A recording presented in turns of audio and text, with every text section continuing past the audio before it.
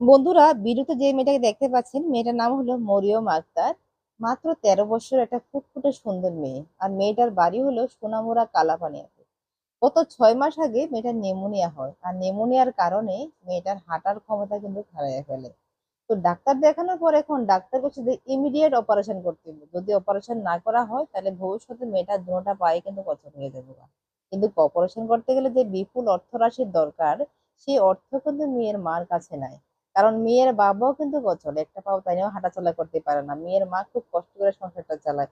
সেই জায়গাতে এই অর্থ জোগান করা তাদের পক্ষে কিছুতেই সম্ভব না। যার কারণে মেয়ের মা সবার কাছে মানবিক আবেদন চাইতেছে যে তারা যেন সবাই একটু একটু করে সহযোগিতা করে, তাহলে মেয়েটাকে অপারেশন করে তাই না বাড়িতে ফিরাই আনতে পারবো। তো মেয়ের মার ফোন নাম্বার আমি দিয়ে দেবো বা স্ক্যানারও আমি দিয়ে দেবো কমেন্ট বক্সে। আপনারা এখানে দেখবেন, যারাই সহযোগিতা করতে চান ওখানে করতে পারেন। সম্পূর্ণ ভিডিওটার লিঙ্ক আমি কমেন্টে দিয়ে দেবো, ওইখানে আপনারা দেখে নেবেন।